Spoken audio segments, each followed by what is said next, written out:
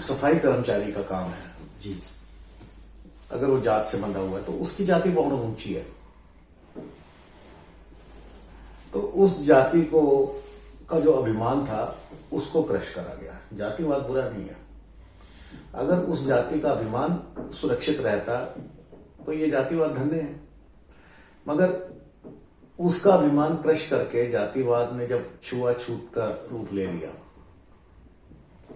जो आपको साफ रख रहा है, जिसकी वजह से आप जिंदा हो, नहीं तो प्लेग में मर जाएंगे सब, तो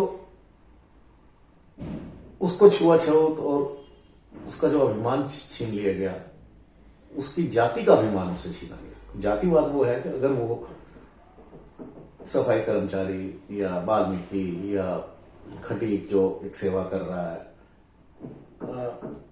उसकी जाति को उसका अभिमान देना, ये पॉजिटिव जातिवाद है, देना चाहिए था। ठीक है, अब जो भी हुआ, अब सब जो भी हुआ, तो अब हमें उसका जो फायदा उठाने के वो लोग वो आ गए जिनके मजहब में, जिनके कल्चर में, जिनकी सभ्यताएं तो नहीं कहूंगा, जिनके कबीलों में गुलाम खरीदे और बेचे जाते थे, वो आज आके हमें ह्यूमन राइट्स का पाठ पढ़ा रहे हैं। जातिवाद बहुत बुरा है। जातिवाद बुरा नहीं, छुआछूत या जाति का अभिमान छीन लेना बुरा है। यहां पे जिन जातियों के साथ अन्याय भी हुआ, उनको कमोडिटी समझ के बेचा या खरीदा नहीं गया, स्त्रियों की मंडियां नहीं लगी, गुलामों को उनका कंधे की चौड़ाई या वजन देख के नहीं कि ये कितना हल चला सकता है, जी नहीं बेचा खरीदा गया, अन्याय जरूर हुआ। तो आज क्या उस अन्याय को, उस समाज में जो कुरीतियां आ गई थी, उस समाज को बदलना है या समाज से बदला लेना है? तो यदि कुछ लोग ऐसा भाव रखते हैं कि हमारे से अन्याय हुआ, तो उसको हम two wrongs don't make a right. Sir एक बार दोबारा बताइए। दो गलतियां से एक ठीक नहीं हो जाता। यानी ये ऐसे हो गया कि किसी की नाव में छेद हो गया, तो उसके दिमाग में तुरंत आया एक छेद और कर दो तो एक से पानी निकलेगा, दूसरे से एक से आएगा, दूसरे से निकल जाएगा। ये बात ऐसा आपने सही बोली। जातिवाद का प्रति जातिवाद भी उतना ही घातक है, चाहे वो ब्राह्मण के खिलाफ हो, चाहे वो किसी के खिलाफ हो। तो ये जातिवाद तो बहुत अच्छी बात है, मगर उस जातिवाद में जो हमारे सबसे जरूरी अंग थे, उनका अभिमान क्रश करा गया और छुआछूत के एक हाशिए में उन्हें परे धकेल दिया गया। क्योंकि ये तो मैं आपकी बात समझ रहा हूँ, आजकल जातिवाद में नया चैप्टर स्टार्ट हो गया है। कितनी अच्छी बात है, कितनी अच्छी बात होगी कि जैसे एक इंडस्ट्रियलिस्ट को गुमान है कि मेरा बाप भी इंडस्ट्रियलिस्ट था, ऐसा ही जिसे आज हम छोटा काम कह रहे हैं और जो सबसे आवश्यक काम है, उसको भी अभिमान हो, ना खाली उसको हो, हम उसके अभिमान का सम्मान करें। ये जातिवाद है, हर जाति का। ये बात हमारे, मगर वो छुआछूत एक पाप है, और जो जिससे समाज बदलने के बजाय उससे बदला लिया जा रहा है। ये आपने पॉइंट सही बोला है, क्योंकि मेरे काफी मित्र हैं, तो जब मैं उन्हें बताता हूँ भाई हमें मंदिर नहीं जाए भेजा जाता था, हमें यहाँ मना कर देता था, या ऊंच नीच की जो बातचीत आई जिसमें छुआछूत की आपने बताया, क्योंकि मैं होटल लाइन से हूँ तो मुझे भी पता है सफाई का क्या महत्व है। और मजे की बात देखिए, आप बात कर रहे थे, एक उदाहरण दे रहे थे वकील का। मेरे फादर लॉयर है जी, मैं जानता हूँ, और उनकी सारी किताबें व्यर्थ है, क्यों मैं होटल लाइन में आ गया, ना मेरे पल्ले पड़ती है ना मैं है, मगर मुझे सफाई का महत्व पता है। तो मेरी नजर में जो रोड पे भी सफाई करता है, मुझे इतना अच्छी नजर से देखता हूँ कि भाई वो दुनिया को, देश को सफाई कर रहा है, कितनी बीमारियों से बचा रहा है। वो भगवान है जो बचा रहा है। बिल्कुल बिल्कुल, मैं इस बात के लिए आपसे सहमत हूँ, और मेरे को लगता है कि हमारे समाज को इस बारे में समझना भी चाहिए लोगों को। मेरे सुनार भाई बुरा ना माने, सुनार की मेरे को कोई, मेरी देखिए हाँ आवश्यकता नहीं है।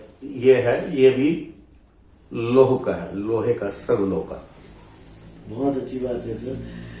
मगर ये बात है कि मैंने आज, क्योंकि हमारे हमारे दिल्ली में शहर में मैंने देखा है, दिल्ली शहर में ये बड़ी बड़ी सिटीज में नाई खत्म हो गए। देखिए सर, आपको तो जरूरत पड़ी नहीं क्योंकि आप सिख कम्युनिटी से हैं। मैं दाढ़ी भी बनवाता हूँ, देखिए ऐसे कटिंग है भी कि करवाता हूँ। अब क्या जो उनसे अन्याय हुआ, वो उनके कहने में न आए। यहाँ पे फिर भी जो जातियों के साथ अन्याय हुआ, उनको गुलाम या कमोडिटी समझ के या मंडी का माल समझ के बेचा या खरीदा नहीं गया। स्त्रियों को उनका सौंदर्य देख के, उनका बदन देख के बेचा खरीदा नहीं गया, उनकी आयु देख के। गुलामों को ये गुलाम की तरह, हाँ, ये कितना हल चला लेगा इस तरह नहीं, एक नजर से। ठीक है। तो अन्याय जरूर हुआ, मगर उतना नहीं हुआ जो बता रहे हैं। अब उसका हल क्या है? तो हल यह है कि जिस कम्युनिटी से अन्याय हुआ, उनके अभिमान को, स्वाभिमान को चोट पहुंचाई, उन सब से जिन्होंने चोट पहुंचाई, जिसमें मैं और आप भी हो सकते हैं जी, या विद इन शेड्यूल कास्ट या विद इन ब्राह्मण, उच्च ब्राह्मण, उस सबको भूल के और जिस उनसे क्षमा और आगे एक साथ चलने का व्रत। जी, पर जातिवाद खत्म नहीं है करेगा। बहुत अच्छा होगा अगर वो स्वेच्छा से अगर उसको वो सारी फैसिलिटीज मिलती हैं, तो क्रिमिनल वेस्ट नहीं हो। अगर आप स्वेच्छा से वकील बनना चाहते हैं, तो मैं ये चाहता कि आप होटल में ना आके आप वकालत में रहें। क्योंकि आपने जब 10वीं 12वीं करी होगी, तो सुनते सुनते अगर पिताजी और चाचा जी वकील हैं, तो आधे वकील आप बन चुके थे। फौजी का बेटा आधा फौजी होता है, पहलवान का बेटा आधा पहलवान होता है। हाँ, तो अब मैं चाहूंगा कि आगे आपकी जो आगे वंश है, अगर अब वो कोई तीसरी लाइन में ना चली जाए। हाँ, ये भी हो सकता है जी। अब देखिए बच्चों का है कि उनकी इच्छा मगर उनका जो पीछे रह गए, जिसका अभिमान हमने तोड़ा, निचोड़ा, उसको उसी अभिमान की दृष्टि से हमें देखना है कि ये तो भगवान है जो हमें बचा रहा है। बिल्कुल। तो छुआछूत गलत है। इसके खिलाफ तो हम भी हैं। और यदि वो वॉलेंटरी आना चाह रहा है अपने उससे बाहर, जैसे आप आए, तो ये आपका अधिकार है। देखिए, मेरा विचार है, देखिए वो क्रिमिनल वेस्ट ऑफ रिसोर्सेज नहीं होना चाहिए, क्रिमिनल वेस्ट ऑफ टैलेंट नहीं होना चाहिए। हमारे जो प्रधान है, मेरे जो हिंदू रक्षा दल के हेड है पिंकी चौधरी जी, उन पिंकी भैया हम प्यार से कहते हैं उन्होंने कई जगह, नोएडा में, दिल्ली में, इधर हिंदू दलित महासभा बैठाई गई और उन्होंने हमें समझाया उस बारे में कि, और स्पेशली उन्होंने बोला वहां पे कि हम माफी मांगते हैं अपने बुजुर्गों की गलतियों पे। और कहीं ना कहीं मुझे भी ये मैं भी वही कह रहा हूँ, आपको ये समझा दिया गया जी जी, उस साइकी वार का आप हिस्सा बने के भाई के हाथों भाई को मरवाया गया, भाई के हाथों भाई का अपमान करवाया गया जी। अब वो कहां से शुरू हुआ, किसने हुआ, अब हम ये देखने के बजाय हम लोगों आगे सोचे। हम लोगों को, मुझे लगता है मेरे सभी भाइयों को जो भी देख रहे हैं, उन्हें बाकी लोगों से माफी मांगनी चाहिए, या कोई भी मिले भाई उससे, क्योंकि कहीं ना कहीं मैं भी दिल से आपसे भी माफी मांगना चाहूंगा, क्योंकि बचपन में हमसे भी अपने, देखिए मैं बता रहा हूँ कि मेरा जसप्रीत सिंह दोस्त है, जेपी कहते हैं उसे, हम सब कहीं ना कहीं अज्ञानता का जी शिकार हुए। मैं उसके ना खाली अज्ञानता का, ना खाली हमारे पास ज्ञान नहीं था, बल्कि कूड़ा ज्ञान हमें बांटा गया।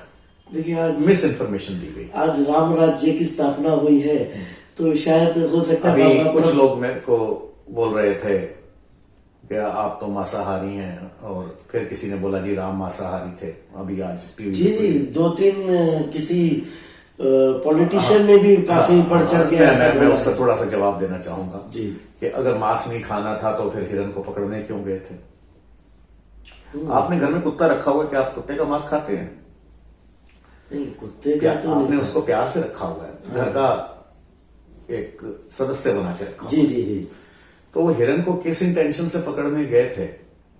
अगर आप ये उसको करते हैं, क्या वो मारने की इंटेंशन से गए थे या उसको घर में रखने की? और फिर कुछ श्लोकों का, कंदमूल का ये अर्थ नहीं था, वो अर्थ नहीं था, हाँ ये और बहुत उसमें बहुत कह रहे कि उस समय उन्होंने मांस खाया और ये करा वो करा। आप तो होटल लाइन से, जी मैम, रेस्टोरेंट, जी जी आपके यहाँ एक बड़ी आइटम चलती है, पहले बहुत चलती थी, अब कम हो गई है, हॉट डॉग, जी गरम कुत्ता। गरम कुत्ता जी।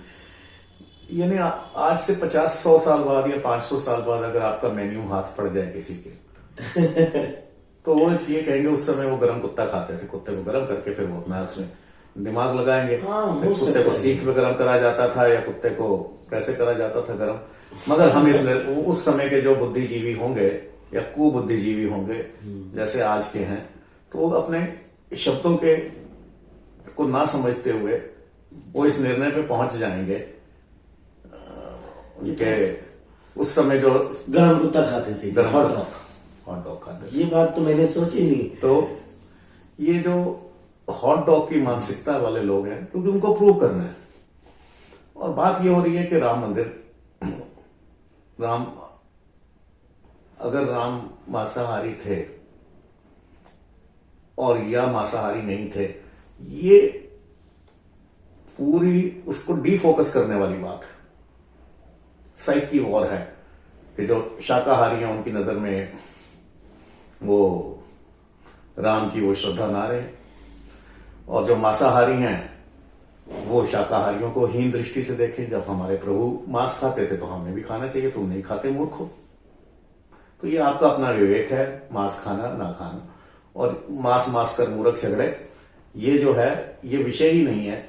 जो आज मैं डिबेट में देख रहा था कि कोई कह रहा था वो हिरन को मारने क्यों गए थे, तो हिरन का वो मारने गए थे, पकड़ने गए थे, उसको अपनी वाटिका में रखना था या उसको किसी अन्य जीव जंतु से बचाना था। अब इसका उस समय क्या था, इसका अब मैं बैठ के एनालिसिस नहीं कर सकता जी। मैंने तो हनुमान चालीसा पढ़ी हुई है। हनुमान चालीसा में बताया गया या हमारे उसमें कि राम जी प्योर वेजिटेरियन थे, वो क्या खाते थे वो ठीक बताया है, गया। मैं भी इस बात से सहमत हूं। बट दुख की बात है कि मगर नहीं, एक सेकेंड, एक मिनट के लिए मैं भी इस बात से सहमत हूं। अगर वो वेजिटेरियन नहीं थे तो राम मंदिर ना बनाए।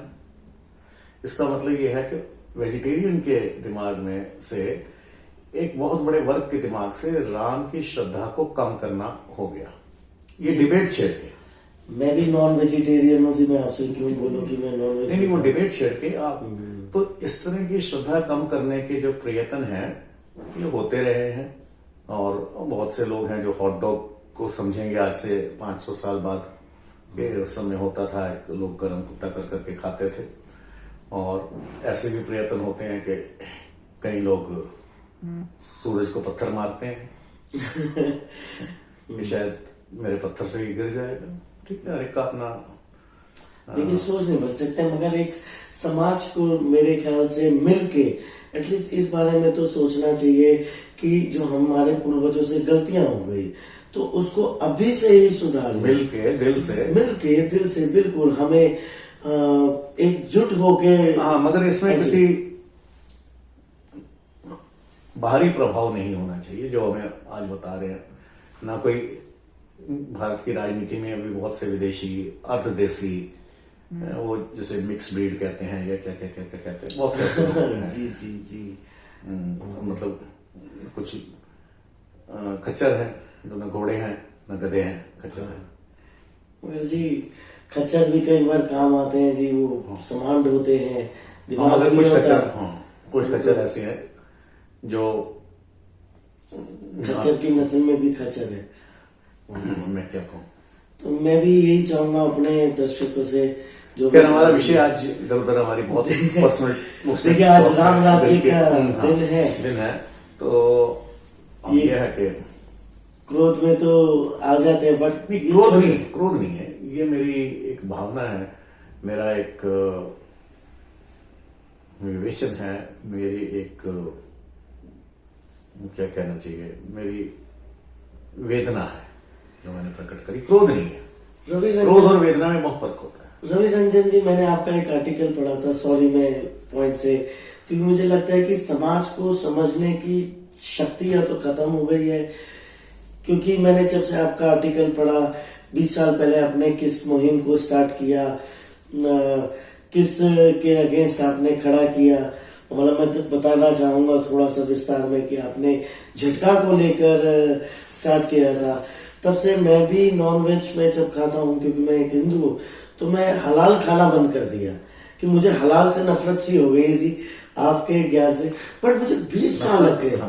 मेरे माँ बाप ने बताया, ना मेरे दादा दादी ने बताया, ना मेरे किसी दोस्त ने बताया। बुरा मत मानिए, मेरे कुछ सिख भाई थे, उन्होंने भी नहीं बताया मुझे। क्या उनको भी नहीं पता था या वो? देखिए, हमारे यहाँ जो मांसाहार था, शाकाहार था जी, वो युगों पुराना है। और जब खालसा की या सिख की बात करते हैं, वो 100 साल पुरानी, 400 साल, 500 साल, 500 साल। ठीक है।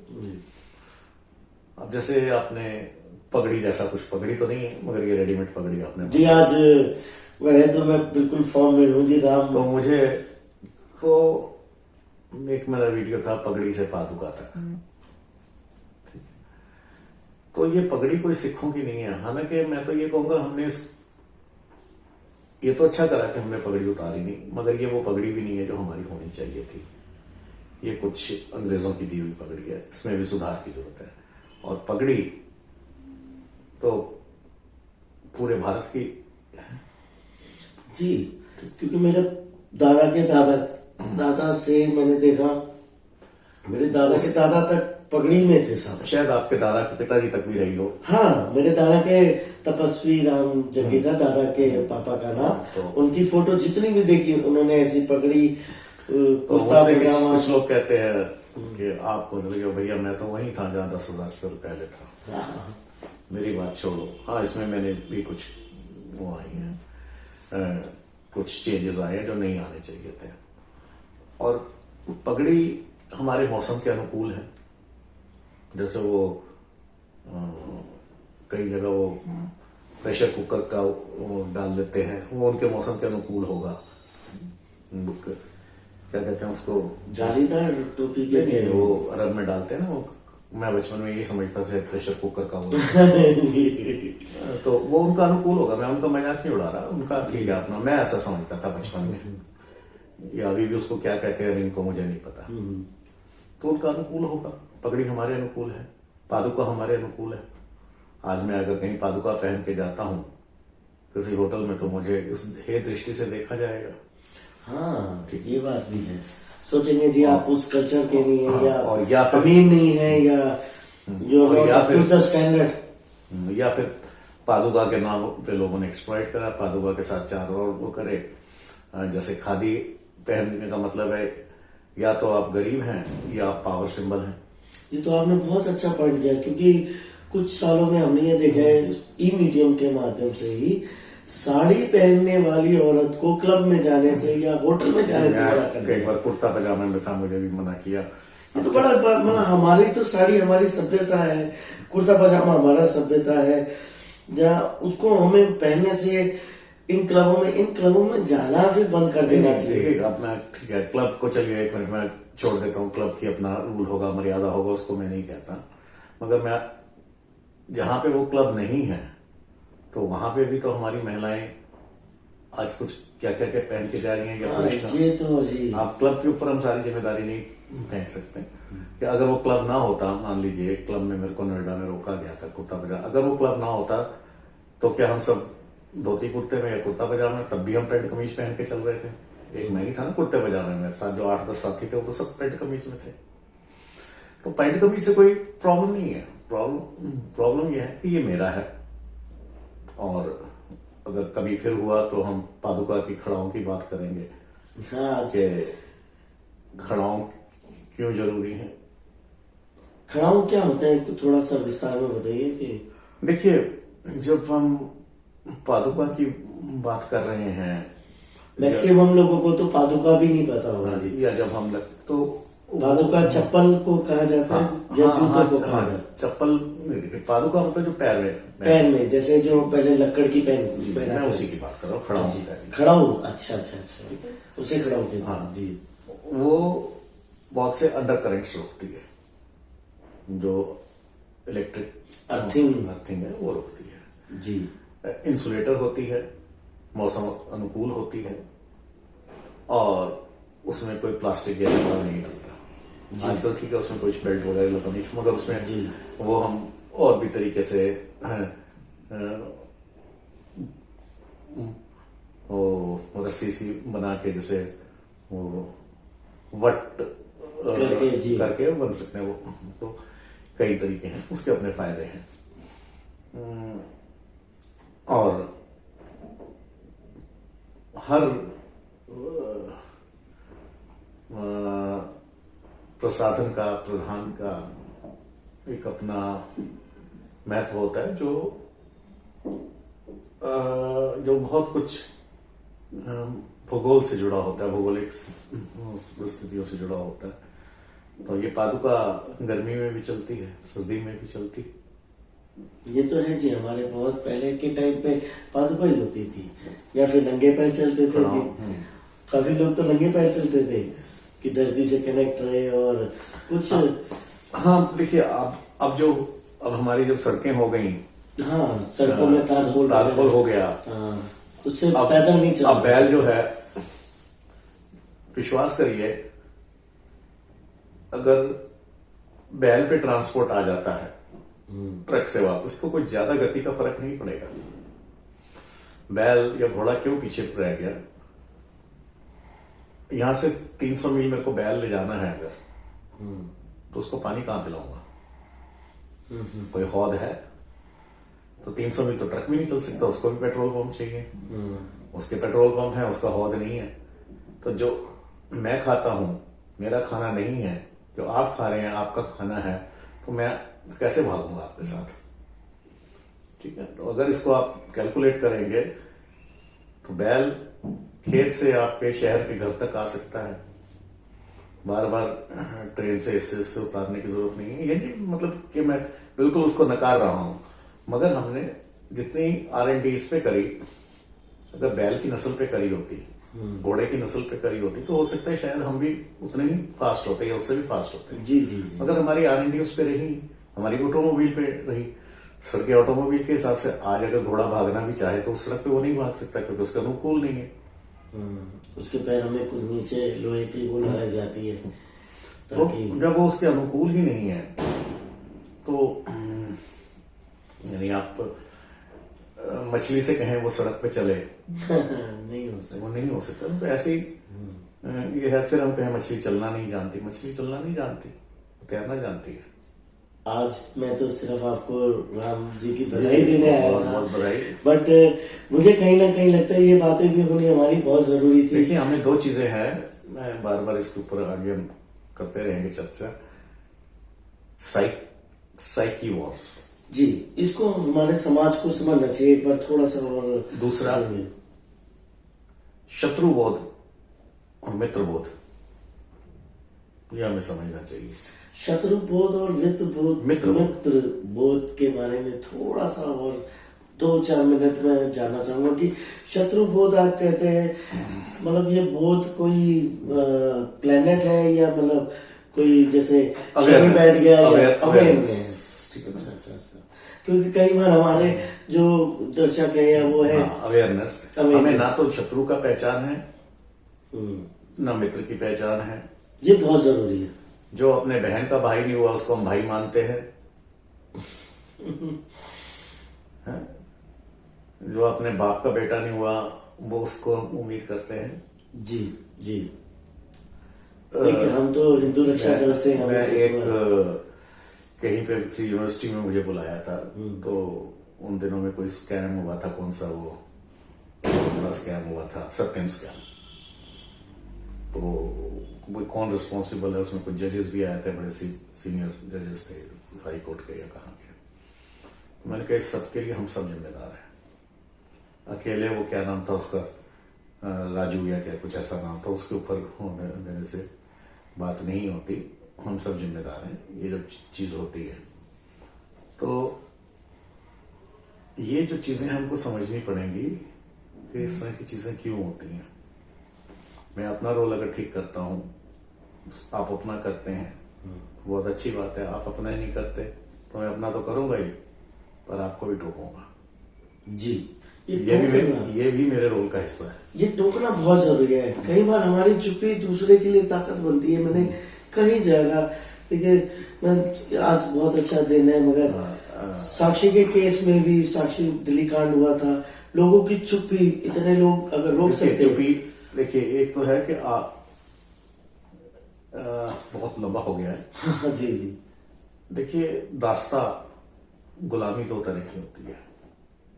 एक तो आपको गन पॉइंट पे करी जा रही है, एक स्वेच्छा से दास्ता है। हमें दास बनने में एक आनंद आने लगा, जैसे गुलामी में मतलब। हाँ, ठीक है, मैं फलाने का गुलाम हूं। और ये आपने बहुत अच्छी बात बोली। ये जिसका एक एग्जांपल मैंने दिया था, a club with a colonial pride. जी। देखिए, कुत्ता आप पालते हैं, कुत्ते का प्यार आपसे होता है, जो दूसरा पाल रहा है उसका अपने मालिक से प्यार है। मगर उनके बीच में ये हीन भावना नहीं है कि तेरा मालिक बड़ा अफसर है और मेरा मालिक छोटा अफसर है। उसका प्यार अपने मालिक से। हमारे अंदर ऐसी भावनाएं आ गई हैं कि मैं बड़े आदमी का गुलाम हूं, बड़े कल्चर का गुलाम तो हूं, उसको ज्यादा वो दिखाऊं, उसका ज्यादा वो दिखाएं। तो ये जो दास्ता है, स्वेच्छा से दास्ता, जैसे आज हम सब पैंट कमीज पहन रहे हैं, मैं भी पहन रहा हूं, मेरी मजबूरी है। आप जानते हैं कि तो बड़ा प्रॉब्लम है, फिजिकल प्रॉब्लम है जी, और अटैक के बाद ये हो गई थी, तो मेरे लिए थोड़ा आसान रहता है।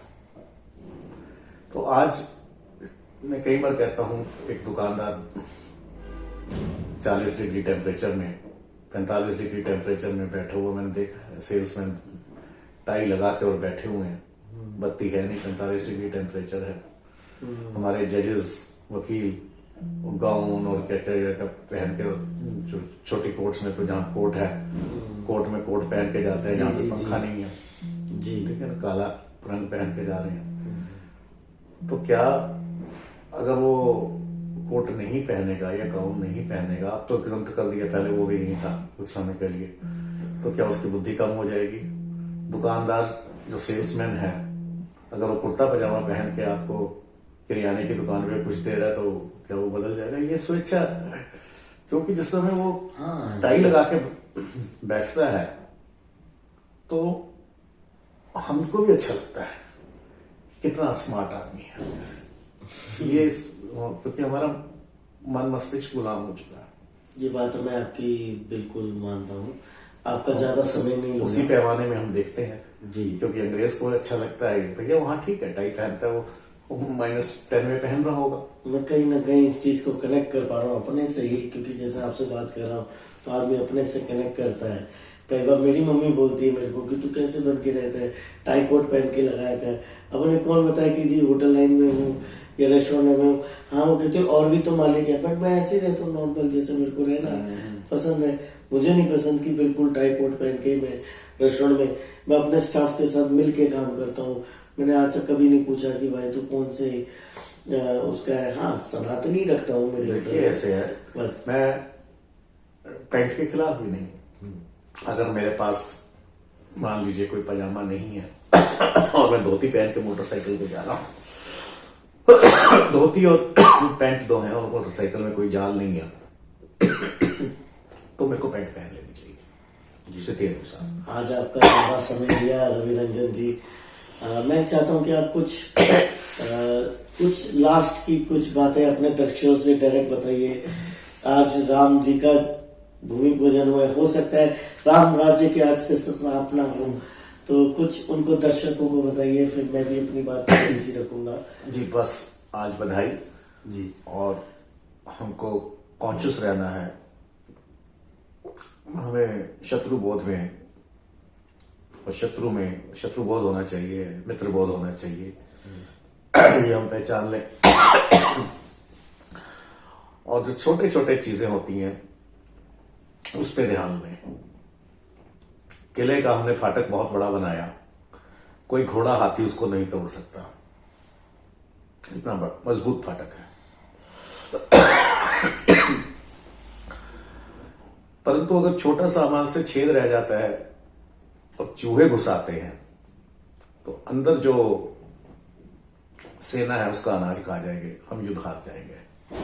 जी। तो ये छोटे छोटे छिद्र हैं, छेद हैं, जिसे हम, वो बहुत बड़े होते हैं, वो जिसे हम इग्नोर कर देते हैं, ओवरलुक कर जाते हैं, उसको महत्व नहीं समझते, छोटे शत्रु को शत्रु नहीं समझते, जिसमें एक हलालोनॉमिक्स था, और अभी और भी कई चीजें हैं जिनके ऊपर हम आगे चलेंगे। जी, मैं चाहूंगा बिल्कुल आगे बताइए। और मेरा भी आज जन्मभूमि पे, मतलब जन्मभूमि तो हमें जो दोबारा मिली है उसके बारे में मैं थोड़ा सा अपने भाइयों को जरूर बताऊंगा। थोड़ा इस बारे में सोचिएगा जरूर कि कैसे हमारे को एक साइकिक वॉर में डाल दिया गया है और कैसे हम लोग खुद ही गुलामी को एक्सेप्ट करके बैठे हैं। इस बारे में राम राज्य की स्थापना तभी हो सकती है जब हर आदमी एक राजा की तरह रहे, अपना समझे कि बिजनेस कर रहा हूं या कुछ भी करे, कहीं पे भी रहे, कोई भी छोटा बड़ा ना समझे। मैं तो लोगों से ये कहना चाहूंगा, और जो समाज में हमारे पूर्वजों से गलती हो गई है उसे आगे ना दोहराए, और किसी भी ज्यादा से ज्यादा अपने भाइयों को जोड़े और उन्हें बताएं कि हम लोग सब इकट्ठा रह के जी सकते हैं, राम राज्य आ गया है। तो आइए आज के दिन उसकी स्थापना करें, अपने हृदय में भी राम राज्य रहे, गुलामी की निशानी हटाएं। और ये जो साइकिक वॉर है उसके बारे में आप लोग पढ़े लिखे हो, हम लोगों की बातें मत समझो, गूगल करो, ई जमाना है जैसे रवि रंजन जी ने बोला। तो लास्ट में आप सभी को जय श्री राम, और सब लोगों अपना शुभ रात्रि कीजिए, दिवाली मनाइए, खूब दिए जलाइए, और इस बात को, उस दिए की जोत से साइकिक वॉर और गुलामी को हटाइए अपने अंधकार से। जोत से जोत जलाते चलो। जय हो, जय हो, जय श्री राम जी।